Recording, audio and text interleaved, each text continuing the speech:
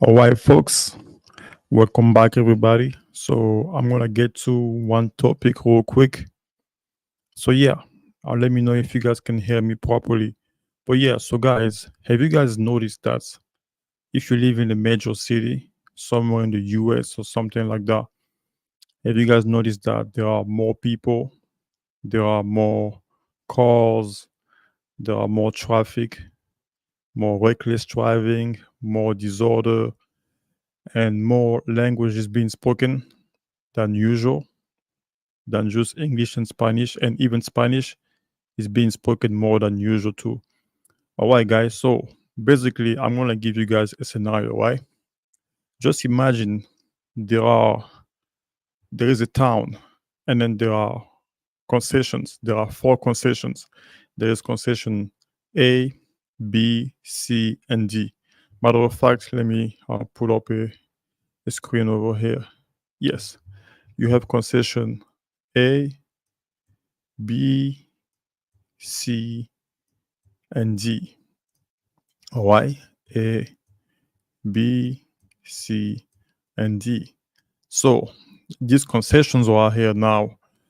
Um, they are all in the same town, and in each concession, there is a family that lives in that concession. All right. So each family has one big brother that takes care of, that manages the family, and then you have the other siblings. Let's say two siblings each, two siblings each, two siblings each. And also each family has something like, let's say they have resources. They have family A has goats, family B has milk, family C has grains like, let's say, breads or rice. And then uh, family D has vegetables and fruits. So to eat one meal, you need the goats, which is the meat, you need the milk, which is basically the beverage. You need the breads or the rice, the grains, and then you also need the vegetables. That's one complete meal. So the way they live is how whenever family A needs some milk or some bread or some vegetables, they trade, they exchange the goats for milk, for bread, or for veggies, whatever the equivalence is for each one of them. All right. So now everything is fine for some time. They are all trading with each other equally. Everything is going well. But now, just like in each family in real life, there is always that one kid that's rebellious, that has vices. So in family A, the firstborn or like these kids who are here develop some vices. He becomes like a drug addict. He starts diving into pornography. He starts like falling in love with uh all kind of different sex yeah sexual life wicked sexual lifestyle. All right. So because of that, he becomes greedy. He becomes greedy. Now he wanna have more stuff. He wanna satisfy his lust and his selfish desires. So he starts to finesse his own brothers every time. He's giving them less and less and less. And then he realized that okay, to get the full meal, he needs to get stuff from the other families too. So what does he do? He goes to family B, C, and D, and then he talks to the big brothers in each family. He say, "Hey, listen, we can take over this town and control everything. This way, we can eat as much as we can. We don't have to basically consider the other brothers. If we have control over this town, we can have everything for ourselves." And they said, "Okay, let's do this." So they start hanging out with each other. They start doing the same thing, the same activities, and then they all join his lifestyle. But because this one is the original rebel, this one was able to finesse B, C, and D, and now he controls all of them. But at the same time, too, when he's controlling them, is basically teaching them how to manage. No, he's basically managing. No, he's basically having them manage their own houses for him. and in return, he gives them a piece of the pie of whatever they get from all the houses. This one gives the big brother in B, C, and D the piece of the pie. All right. So now the people in house G, his brothers, they still gain something because this big brother right here is able to get all the resources from B, C, and D, and he's eating it, and the leftover are in his house. So his brothers are able to eat something. But over here, B, C, and D, because their brothers are betraying them, so now they don't have anything to eat. So what's happening now? These ones are starving and they feel so defeated and they don't want to fight against their big brothers to take back their houses, to take back control of their houses. So what happened is what? Now they start going to they're like, oh, my friends in family A is eating well, but me over here, I'm not eating, I'm not eating, I'm not eating. So what am I gonna do? So now he's trying to go to family A. The two of them go to family A. Now family A only has room for 3 people, but now you have these 2 people in family B coming to family A unannounced. Now family A doesn't have room for them. So what's gonna happen is what they give like this squeeze over there. Now there's no more room in family A. All right, there's no more room in family A, and also the foods now need to be distributed with the 2 newcomers over here. Now family A has basically split their plates with them. They have to share the plates with them. Now the food for the 2 brothers here diminish. Now they have less food to eat because of these 2 new ones. So family, so these two say, listen, you guys came without giving us time to prepare a room for y'all, without giving us time to uh, restructure our budget. This way we can accommodate y'all. You guys just came like that out of nowhere. So this is difficult for us, but this is fine. We can handle this right now. And then after a couple of months, you got people in family B. Now they want to come to family A too. Now there's no more room. So family A tells them, hey, listen, if you want to come to our family now, give us some time, maybe a couple of years, so we can create some space or like find a room for you in our house and also restructure our budgets. This way we can accommodate you. But people in family B, they don't want to wait because they're starving over here. At the same time, too, they're saying that, hey, listen, the food that you guys are eating in your house is coming from my house. But at the same time, too, the only person the person that's benefiting from whatever these like the food from other houses is coming on house A is the big brother. Is the big brother and the big brother in house B, C, and D too. This whole mafia right here, they are the ones benefiting from whatever they're getting from these other houses. And then these ones are not getting anything. And this one gets something because everything that's taken from other houses comes over here. But at the same time, too, the other brothers, these ones that want to come here, there's no more room for them. There's no more room for them in this house.